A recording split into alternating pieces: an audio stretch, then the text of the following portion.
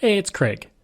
I just wanted to let you know that you can listen to Canadian History X early and ad-free on Amazon Music, included with Prime. Greetings and welcome to another episode of Canadian History X. If you like, you can support the podcast for as little as $3 a month. Just go to patreon.com/CanadaEHX. You can also donate to the podcast by going to CanadaEHX.com and clicking donate, or you can go to buymeacupofcoffee/CraigU. All of these links are also in my show notes, and for people who donate, I have various levels of benefits. For $5, you get a thank you at the start of the next episode of Canadian History X, Canada's Great War, and from John to Justin, and on social media. For $10, you get everything from the $5, plus this episode is sponsored by, with your name at the start. Also, I'll state it's sponsored by you on social media. For $20, everything from the $5 and $10, plus a second episode sponsored by you, and promotion of something you're working on. And for $50, everything from the $5, $10, and $20 plus, you get to choose a topic for me to cover on Canadian History X. If you like, you can email me at craig@canadaehx.com. You can find me on Twitter. My handle is Craig Baird, CraigBaird, and I'm on Instagram and TikTok where I put up daily videos about Canada's history. Just go to my username, Bairdo37.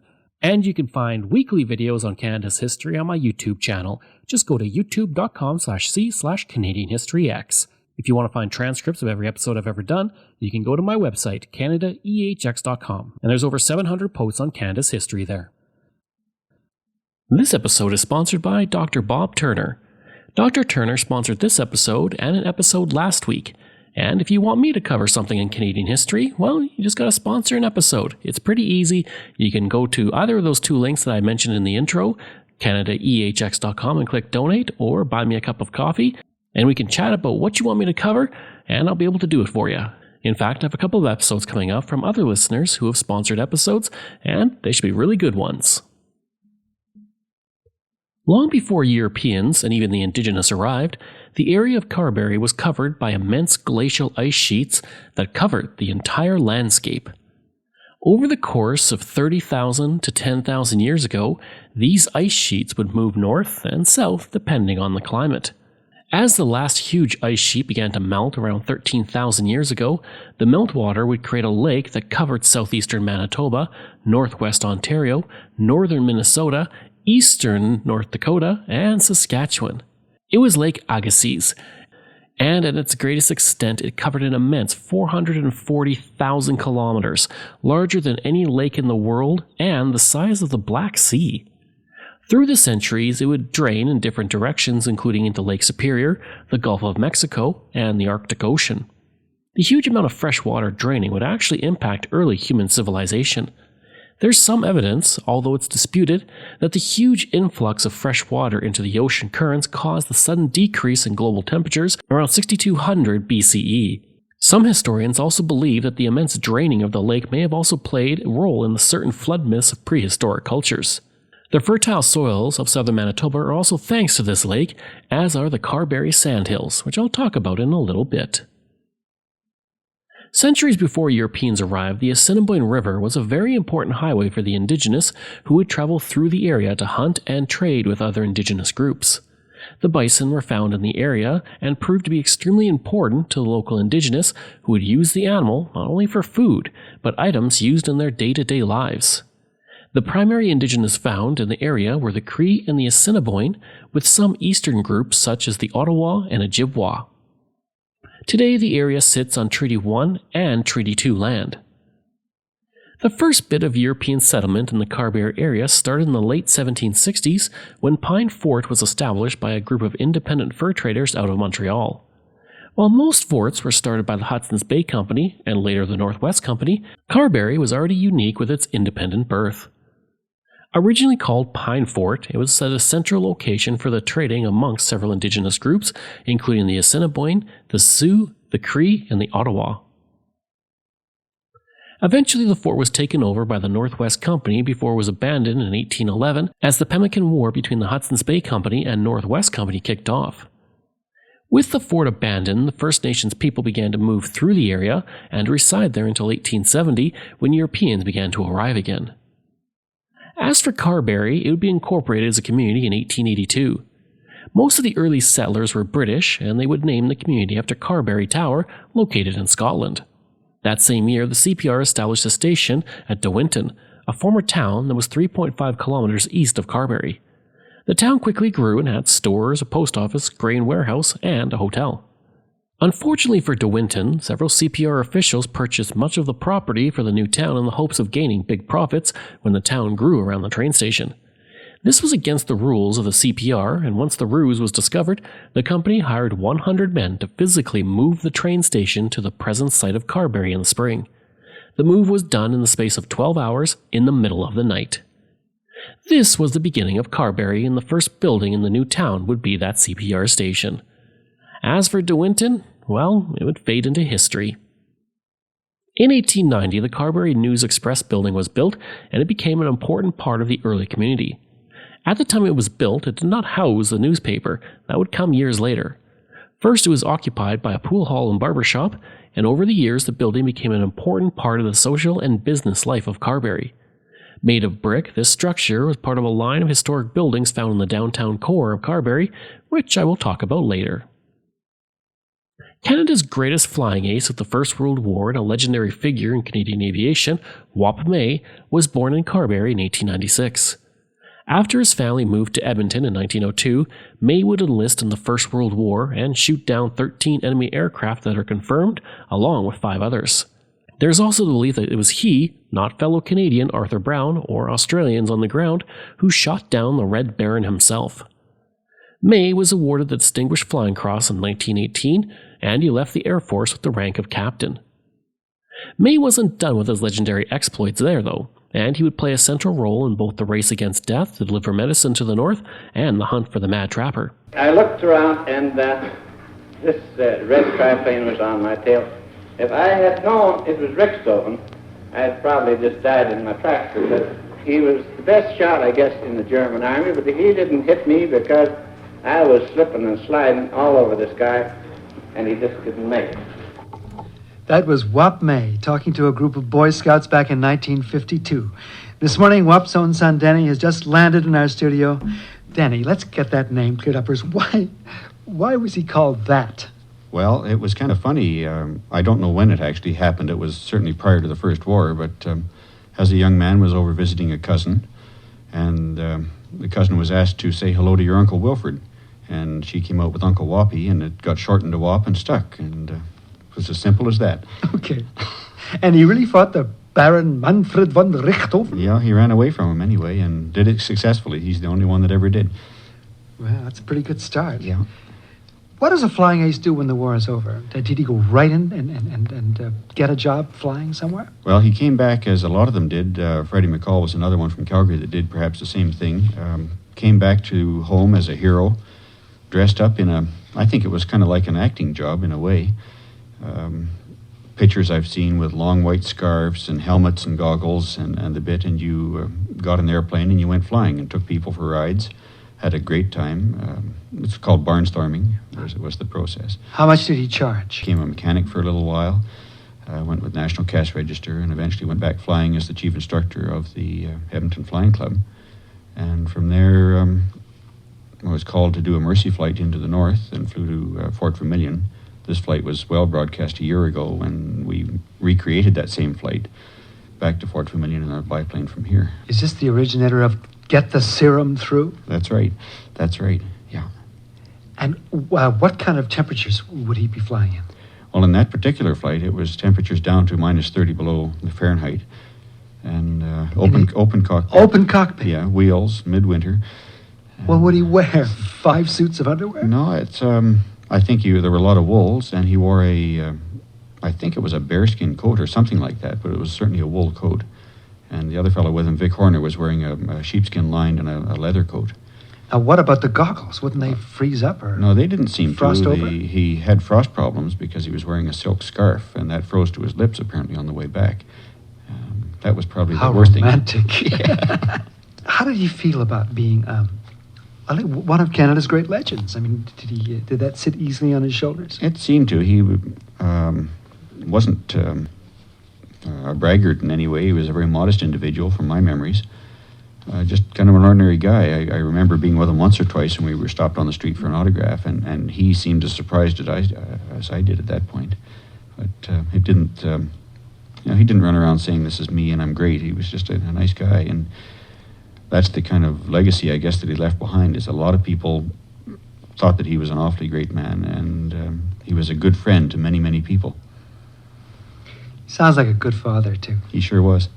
Denny, it's a pleasure talking to you about your father, Wap May. This is Denny May, remembering one of Canada's great legends. I covered both The Race Against Death and The Life of Wap May on the podcast very early in 2020, so be sure to check it out on my website, or it should be on my podcast feed. During the period of 1882 to 1903, the downtown core of Carberry was built in 2 linear blocks. This district would consist of 39 commercial and institutional buildings that form the commercial heart of Carberry. Covering 15,000 square meters of land, the entire district is now the historic downtown Carberry Heritage District. Many of the original buildings still stand, and the district today is an expression of the pride and sense of civic responsibility found in Carberry. Due to the historic nature of the district, it was made into a municipal heritage site in 2008, and today it is the only designated heritage district in all of Manitoba. In 1907, the old town hall was built in Carberry to handle the growing administrative needs of the community. The building would accommodate the town hall, but also the local jail. It also served as a meeting place for the community through the years. The War Memorial is also located at the building, and in 2007 it was made a municipal heritage site. In 1909, Camp Sewell was established 10 kilometers west of Carberry. The military training camp would have its name changed to Camp Hughes in 1915 in honor of Major General Sir Sam Hughes, the Minister of Militia and Defence at the time, and he's a real piece of work. I talked about him on my other podcast, Canada's Great War. With the outbreak of the First World War, the camp took on a new role in training recruits. Extensive trench systems, grenade and rifle ranges, and military structures were built during 1915 and 1916. The Edmonton Bulletin would write on March 30th, 1915, quote, "Camp Sewell in Manitoba will be opened May 1st, and most of the Western troops of the 3rd Contingent will be mobilized there. A mile of targets, 500 in number, will be erected. Colonel William McBain will take charge. Colonel McBain, who designed Valcartier Camp, says that Sewell will be patterned after the big military site at Quebec. He says there will be sufficient room for all of Western troops." End quote. An estimated 38,000 soldiers from the Canadian Expeditionary Force trained at the camp, and the camp was, for a time, the largest settlement in the entire province after Winnipeg. Many of those soldiers would later take part in the Battle of Vimy Ridge, and most of the men would join the B Company of the 226th Battalion. The sight of all those men at the camp had a long-term impact on those in the community, as described in the local history book of the community, which states, quote, "The writer well remembers being there with my father and seeing 4,000 men marching in from the west of the camp, 4 abreast. Their uniforms had red tunics left over from the Boer War. The uniforms were changed to khaki at the time." End quote. There were 18 battalions and 2 drafts of 100 officers in total sent overseas from Camp Hughes.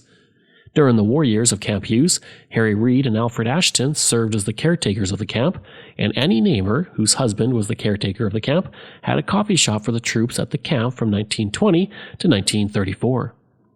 In regards to the camp, it would continue to operate until 1934 when it was closed. It would reopen in the 1960s as a Cold War remote transmitter station until it was closed in 1992. Today, the camp is a National Historic Site of Canada thanks to the intact World War I battle terrain. It currently has one of the only World War I-era trench systems in the entire world. On January 12, 1911, a local woman named Hazel Margaret Ireland would marry a man by the name of Robert Young Eaton. That young man would go on to become president of Eaton's, and he married Hazel at St. Agnes's Church in Carberry. The event was described as such in the local history book Carberry Plains, stating, quote, "The T. Eaton Company brought a special train from Toronto with dining car, sleeping cars, and a parlor car, as well as personal silver, china, etc. for the reception, which was held on the train. The train was stationed on the side track of the south end of Selkirk Street, quite the event for our small town." End quote.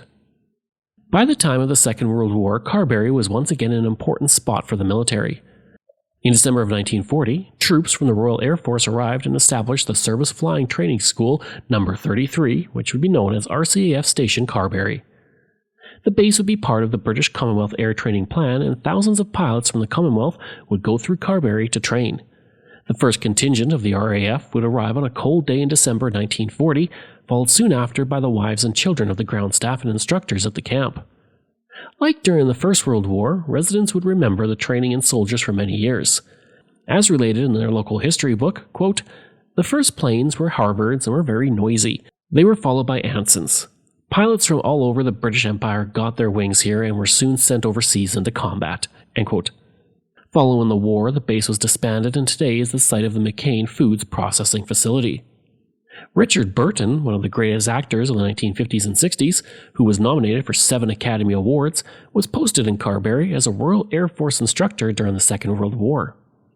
In 1942, the Carberry Pentecostal Church was built as a modest-sized brick veneer structure. Standing on Main Street, it serves as an example of the congregation's commitment to establishing a permanent place of worship and community resource in the community. Part of the historic downtown core of Carberry, it was made a municipal heritage site in 2007. In 1964, a beautiful provincial park was created named Spruce Woods Provincial Park. This park, located in the Carberry Sandhills, occupies one of the few places in Canada where you can find sand dunes. It's not a true desert, but the remnants of the sandy delta of the Assiniboine River that drained from that giant lake. Within the sand dunes, there are many very unique flora and fauna to the area, including cacti and hognose snakes. Measuring at 269 square kilometers, it has also been designated as a dark sky preserve by the Royal Astronomical Society of Canada. Within the park, there are several historic plaques that honor the Assiniboine, the role of entomologist Norman Criddle in the study of the natural history of the area and of Manitoba, and Pine Fort's role in the growth of the area centuries ago. In 1970, the royal family stopped in Carberry in a very unique way. Queen Elizabeth, Prince Philip, Prince Charles, and Princess Anne stopped for a rest period near the Bailey farm. According to the local history book, quote, "The royal family spent the morning riding the RCMP horses from the musical ride, which were there for the occasion. Later, a cup of coffee was shared with the Bailey family at their home." While the stop at the Bailey farm may have seemed rather impromptu, it was planned in June of 1970, with the visit happening on July 13th. Roy Bailey rode a horse with the RCMP musical ride at the head of the group that went to the station to meet Queen Elizabeth, Prince Charles, and Princess Anne. Queen Elizabeth joined Roy for a ride around the farm, along with an officer of the RCMP. Roughly 40 minutes was spent relaxing and talking with the royal family while enjoying fruit juice, coffee, and coffee cake. Before leaving, the Queen was presented with a plaque from the Baileys and a brooch in the form of a crocus, the floral emblem of Manitoba, which was presented by Kim Bailey, the granddaughter of Roy and Nora. The Queen then presented the family with an autographed picture, and Prince Philip suggested pictures of the family together. If you'd like to learn more about the history of Carberry, then you should visit the Carberry Museum and Gingerbread House. Within the museum, there are paintings, items owned by former residents like Tommy Douglas and Wap May. Several exhibits also highlight the sports memorabilia of the various eras, and several decade-specific collections to show how Carberry has changed over the years. The museum itself is located in the former sash and door factory that was operated by a local man, James White. He would sell the building in 1939, and in 1979 it became the museum. Next to the museum, you will also find the fully restored Gingerbread House. This unique building, with its fanciful architecture, is one of only 3 in all of Canada of its style. I hope you enjoyed that episode and my look at Carberry, Manitoba. If you did, please leave a rating and review. If you like, you can email me at craig@canadaehx.com. You can find me on Twitter. My handle is Craig Baird, CraigBaird, and I'm on Instagram at Bairdo37. As well, again, if you want to support the podcast, you can for as little as $3 a month. Just go to patreon.com/CanadaEHX. And you can donate to the podcast by going to CanadaEHX.com and clicking Donate. I'd also like to thank all of my wonderful patrons, and I apologize if I get any names incorrect. Michael Matthews, Joanna Parker, Jeff Dahl, Vobs, Robert Page, Richard D., Colin Johnson, Jeff Hershey, Kyle Murray, Steve Pakin, Matthew Gartho, Lionel Romaine, Dr. Bob Turner, an anonymous patron that I truly do appreciate, Randy Hayden, Doug Campbell, Reg W., Deborah Carlson, Francis Helbling, Nick Zinri, Shannon Marshall, Clinton Martinez, Dimitri Chauve, Aaron O'Hara Myers, Robert Dunseith, Todd Casey, Catherine Rawa, Luke S., JP Bear, Jason Hall, Phil Maynard, and Iris Gray. Thanks, and we'll see you again next time.